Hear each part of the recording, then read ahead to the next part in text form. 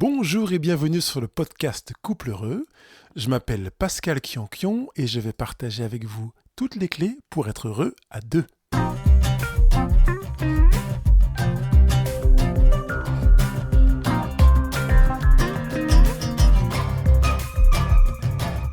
Aujourd'hui, nous allons nous arrêter sur un sujet grave ou pas grave, qui est un sujet grave en fait.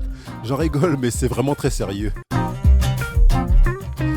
Bonjour, je rigole pas du sujet, mais je vois pourquoi. Dans l'introduction, ça m'est venu comme ça.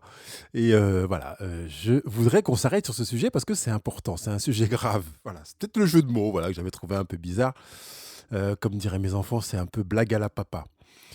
On a une vraie difficulté parfois pour savoir ce qui est grave, pas grave, et surtout savoir qu'est-ce qu'on fait quand l'autre a franchi une ligne et qu'on trouve que c'est grave. Donc je voudrais vraiment répondre à cette question aujourd'hui pour vous éclairer là-dessus. On a déjà pas mal de conflits généralement dans les couples, même dans les couples naissants. Ça fait 1 an, même moins que vous fréquentez, ça fait 5, 10, 15, 20 ans. Et vous, donc, vous êtes plus confronté, si votre couple a de l'historicité, on va dire, à cette question de grave ou pas grave, mais en tout cas, au moins déjà à la fréquence des conflits. Fréquence élevée ou pas, c'est une question très subjective, mais en tout cas à des conflits. Et vous avez remarqué que quand vous avez affaire à quelque chose qui vous paraît grave, vous ne gérez pas le conflit de la même manière que si vous avez l'impression que c'est pas grave. Si c'est pas grave, vous avez tendance à avoir une attitude bien plus posée. Mais je dis, on a déjà tellement de conflits que je m'interroge de savoir pourquoi aller importer cette notion de grave ou pas grave. Pour ma part, l'idéal est de réussir, j'en bégaye, de réussir à faire qu'il soit possible d'affronter, d'entrer, de confronter, d'expérimenter, de vivre ou autre un conflit en enlevant la notion de grave ou de pas grave. Pourquoi ? Je vais vous le dire dans un instant. Mais d'abord, que dans la plupart de nos conflits, on puisse enlever cette notion de grave ou pas grave. Et il y a vraiment des domaines dans lesquels on va y venir. Mais la plupart du temps, des petites choses quotidiennes sur lesquelles on a envie de dire « mais c'est pas grave ». Voilà, j'ai fait ça. Hey, j'ai cassé ton ordinateur tout à l'heure en faisant ça. Oh, c'est pas grave, laisse. Et si c'était grave, on ferait quoi ? Pourquoi faire appel à c'est grave ? Pourquoi invoquer le grave ou pas grave ? Donc, dans la plupart de nos conflits, on pourrait se passer du grave ou pas grave. Par contre, il y a des conflits dans lesquels on a besoin de se référer à du grave ou pas grave. Pourquoi utiliser le grave ou pas grave ? C'est le sujet du jour. La plupart du temps, quand on parle de grave ou pas grave, mais c'est plutôt du grave, oui, l'un comme l'autre d'ailleurs, c'est parce qu'on fait référence de manière implicite au livre de la loi conjugale. Le livre de la loi conjugale que nous avons chacun inscrit en nous, parce qu'il n'existe pas de livre de la loi conjugale qui soit explicite, sorti, posé sur la table et pour lequel on est tous les deux signés, sauf si vous avez fait l'exercice ou des exercices que j'ai déjà proposés sur ce podcast et ce blog Couple Heureux. Mais la plupart du temps, les couples vivent avec leur propre livre de la loi. J'ai mon livre de la loi, mon conjoint a son livre de la loi de la vie conjugale et je m'attends à ce qu'elle vive selon mes propres lois. Et puis elle s'attend à ce que je vive selon son livre de la loi. Donc on est dans une sorte de conflit et ce qui fait notamment le rapport de force. Parce qu'en général, mon livre de la loi est bien meilleur que le tien, puisque c'est moi qui l'ai, et qu'il a en plus été rédigé, non uniquement par moi, mais aussi par mes ancêtres, mes parents, mes aïeux, etc. Et que si ce livre de la loi de la vie conjugale qui est inscrit en moi est existant aujourd'hui, c'est pas pour rien. Donc il fait foi, il fait référence. Le problème, c'est que mon conjoint raisonne de la même manière. Son livre de la loi conjugale est également rédigé par ses aïeux, ses ancêtres, ses parents, etc. Et en partie par elle-même, qui fait qu'il fait foi aussi. Alors qu'est-ce qu'on fait ? On fait la vaisselle tout de suite quand on a fini de manger ou bien on la fait en différé ? Est-ce qu'il y en a un qui débarrasse la table ? Si oui, lequel débarrasse la table ? Lequel fait la vaisselle ? Qui s'occupe de la lessive ? Qui s'occupe des gamins ? Qui doit avoir le plus grand salaire ? Qui doit être le plus attentif à l'autre ? Qui doit écouter le premier ? Qui doit demander pardon en premier ? Qui doit plus s'occuper des enfants ou de la voiture ? Et on a tout ça dans notre livre de la loi. Quand tu m'as blessé, quand je me sens blessé, il est normal que tu devrais, et c'est comme ça qu'on entend cette notion-là. C'est quand même pas normal qu'il n'ait pas fait ça. On se réfère à son livre de la loi. C'est évident qu'il aurait dû faire ça. On se réfère là aussi au livre de la loi de la vie conjugale. Et plus c'est grave, et plus on a l'impression, en se référant toujours à ce livre de la loi, qui est la base de la justice, qu'on a le droit, et vous remarquez qu'on est sur un vocable de justice, on a le droit de juger l'autre. Mais t'es un connard, t'es n'importe quoi, t'es un gamin ou quoi? On a le droit de condamner l'autre, puisque c'est comme ça, eh bien, etc. Et on a le droit d'évaluer le poids de la peine, la lourde, plus ou moins lourde peine qu'on va lui infliger. Et quand on est dans cette dynamique-là, on ne peut que se tromper. Il n'y a pas dans le couple ni le rôle de l'un, ni le rôle de l'autre à jouer au procès. Dans un couple, il n'y a pas de procès. Ne vous aventurez pas à faire le procès de votre conjoint et à laisser votre conjoint faire le vôtre. Mais d'abord, ne vous mettez pas à faire le procès de votre conjoint. Pas de procès dans un couple. À moins que vous vouliez commettre une grave erreur. Oui, dans ce cas-là, je respecte. Mais sans cela, pas de procès dans un couple. Un des éléments qui fait que l'on va se référer à grave ou pas grave, c'est une recherche de légitimité de notre propre violence aussi. Parce qu'on a le droit, donc on s'autorise. Et on peut, comme cela, sans forcément être conscient dans une notion de procès, de peine, etc., eh bien, faire preuve de violence, qu'elle soit physique, verbale. Et malheureusement, nombreuses sont les femmes qui souffrent de violences conjugales, qui pourraient dire que leur conjoint trouve légitime leur violence. Parce que j'ai jamais entendu un conjoint qui dit « Oui, je frappe ma femme parce que quand même, elle l'a pas mérité, mais c'est moi qui suis un connard. » En général, quand il frappe sa femme, c'est parce qu'il dit « Elle l'a bien cherché. » On trouve légitime, parce que c'était grave, d'avoir recours à la violence. On commet une erreur quand on se réfère à son propre livre de la loi conjugale et qu'on veut chercher à l'imposer au couple. On commet une erreur quand on pense que plus la chose est grave et plus on a le droit de juger, de condamner et de mettre des peines plus ou moins lourdes. De jouer au procès dans le couple. On commet une troisième erreur quand on recherche la légitimité d'une violence, qu'elle soit verbale ou physique. Systématiquement, pratiquer un de ces trois éléments-là est une erreur conjugale. Si vous le voyez chez vous, eh bien, vous êtes au clair, vous savez que vous avez commis une erreur. À aucun moment, vous ne pouvez juger votre conjoint, vous ne pouvez le condamner, vous pouvez dire que votre attitude a été légitime. Oui, mais il m'a quand même insulté, donc c'est pour ça que je lui ai mis une gifle. Non. Grave ou pas grave, la violence est systématiquement condamnable, à condamner, inacceptable. Puisque nous venons de dire qu'il était une erreur de considérer que nous devrions imposer notre livre de la loi de la vie conjugale, ça veut dire que nous sommes conscients que l'autre ne peut pas avoir la même échelle de ce qui est grave et pas grave dans sa vie. Parce que c'est notre perception. C'est pas possible qu'il sache ce qui est vraiment grave pour moi si j'ai pas pris le temps de lui dire. D'où l'intérêt de vivre rapidement dans le début de la fréquentation et généralement dans la première année. Je vous renvoie à l'émission qui s'intitule L'importance de la première année. Que rapidement l'autre apprenne à nous connaître en fait. Et le meilleur moyen qu'il apprenne à nous connaître, c'est de nous donner à connaître à l'autre.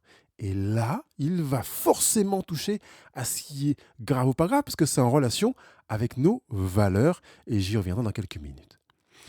Maintenant, comment faire quand quelque chose est vraiment grave? Parce que même si je pense que c'est une erreur, les trois erreurs que j'ai mentionnées là, à faire référence à son propre livre de la loi, à vouloir l'imposer, parce que ça nous paraît très grave de juger, condamner et faire des peines lourdes, et en plus de rechercher une légitimité à une violence verbale ou physique, il y a des moments où c'est quand même grave. Comment faire quand c'est grave? Première chose, prendre du recul et me dire en quoi est-ce grave pour moi? Pourquoi c'est grave pour moi? Qu'est-ce que j'apprends de moi dans le fait que je trouve que ce qui s'est passé là, que ce qui a été dit, que ce qui a été non dit ou non fait est grave? Finalement, je prends le temps de m'entendre.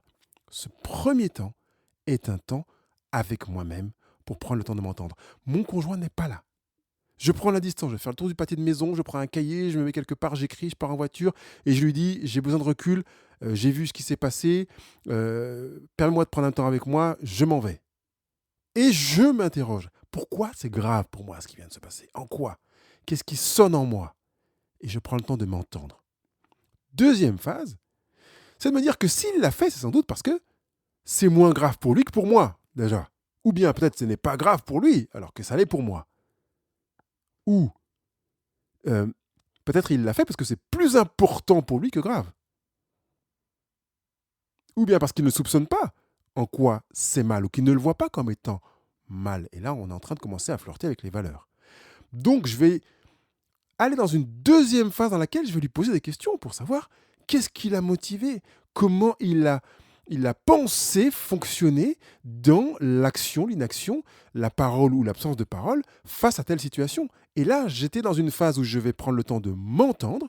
Je vais rentrer dans une deuxième phase où je vais prendre le temps de l'entendre. Donc, je vais entendre mon conjoint pour qu'il m'explique. Et bien évidemment, les questions vont aller bon train pour essayer de comprendre, non pas pour essayer de le contrer et lui dire qu'il a tort, qu'il a raison, que sa manière de voir elle est bizarre, elle est bidon. C'est vraiment pour essayer de comprendre ce qui l'a motivé à agir comme ça. Qu'est-ce qu'il a voulu faire? Est-ce qu'il a eu peur de quelque chose? Est-ce qu'il était triste? Est-ce qu'il était déçu, frustré? Il avait un désir, quel qu'il soit. En général, c'est pas pour la joie et le bonheur qu'il l'a fait. Donc, qu'est-ce qui a motivé son attitude? Je vais me positionner pour entendre mon conjoint. Et puis la troisième phase, peut-être que vous me voyez venir, c'est de définir un projet dans lequel ce qui s'est produit ou qui a été une lacune, qui n'a malheureusement pas été, ne se reproduira plus.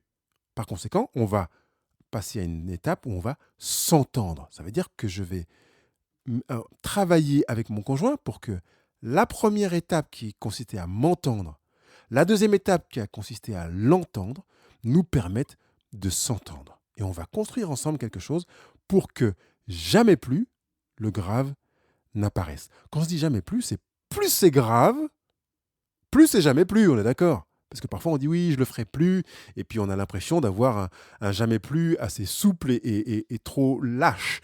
Donc plus ça vous paraît grave, plus vous avez besoin de vous assurer que jamais plus, et non pas éventuellement peut-être plus, c'est vraiment du jamais plus, parce que c'est vraiment important, et je reviendrai sur cette notion de jamais plus juste à la fin de notre émission.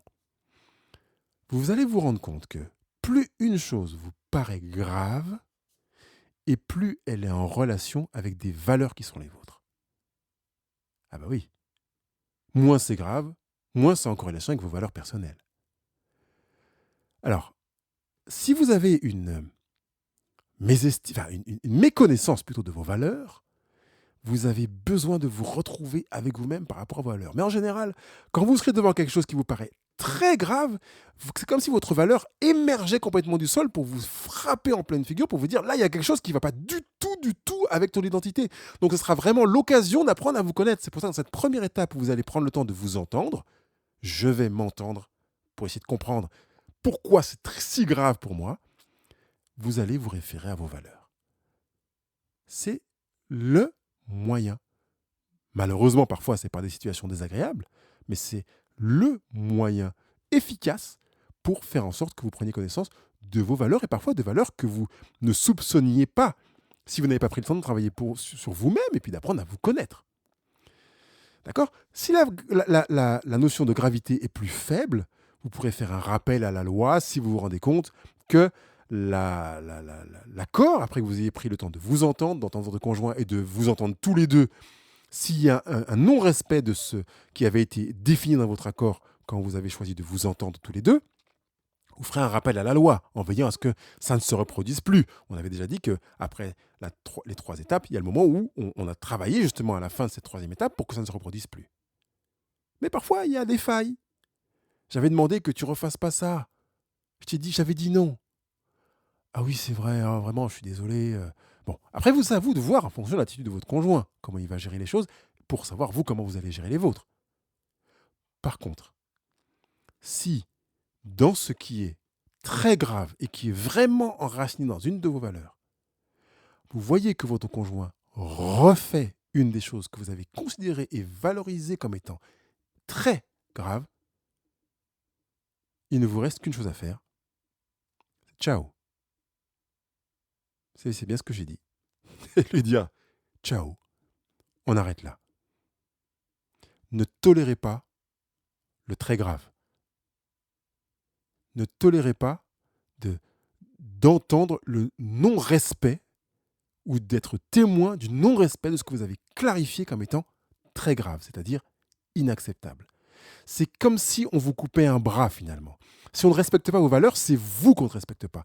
Un des grands pans des valeurs. Souvent, je dis qu'on n'a pas 25 valeurs, on en a 4, 5. C'est intéressant parce qu'on a 4, 5 membres. Si votre conjoint vous arrache un bras, vous dites, bon, ouais, c'est grave, mais bon. Non. Ciao. C'est fini. C'est fini. C'était un des piliers fondateurs. J'avais été très clair sur le fait que ça, c'était la limite infranchissable. C'est fini. Oui, mais Pascal, on pourrait pardonner, quand même. Oui, mais non. Je ne dis pas de ne pas pardonner. Vous pouvez pardonner. Mais ce n'est pas parce que vous dites c'est fini que vous ne pardonnez pas. Vous avez compris que votre conjoint est capable de vous arracher un membre, d'être dans une incapacité à vous respecter, c'est donc fini. Si vous avez pris soin en amont de clarifier les choses et que vous avez la certitude qu'il ou elle avait bien compris que c'était une valeur importante pour vous et qu'il était dans un domaine du très grave. Je sais que ce n'est pas forcément évident et que si vous avez l'esprit un petit peu embrouillé, vous allez en bas de la retranscription du rendez-vous d'aujourd'hui, de l'émission, et vous allez poser vos questions sur le podcast Couple Heureux. Vous pouvez aussi proposer un rendez-vous. Vous savez que vous pouvez me retrouver sur la plateforme Couple Heureux et prendre un rendez-vous directement en ligne, et ne serait-ce qu'un rendez-vous pour essayer de clarifier certaines choses et de vous dire, mais est-ce que là je dois lui dire ciao ou pas ? C'est vous seul qui pouvez décider de ça. C'est vrai que je peux vous entendre et aller entendre derrière les raisons pour lesquelles vous posez les questions et pourquoi vous avez des doutes, peut-être des peurs, peut-être des aspirations à ça, je ne sais pas. En tout cas, je vous souhaite que jamais vous n'ayez à vivre la situation d'un conjoint qui, ayant entendu que c'était grave, c'est-à-dire inacceptable, non négociable, ait enfreint cette valeur-là. Et que si jamais c'était le cas, vous ayez à lui dire ciao. À très bientôt. Bye bye. Je vous remercie d'être resté jusqu'au bout de cette émission en souhaitant que vous soyez vraiment les bénéficiaires de ce sujet qui est vraiment grave. Encore une fois. Voilà, si vous avez des questions, des remarques, vous savez où les mettre sur les commentaires au pied de la retranscription de cette émission, tout simplement. Et puis bien sûr, continuez à mettre vos avis, vos étoiles, vos remarques, vos commentaires sur les réseaux sociaux. Merci d'avance et à la semaine prochaine.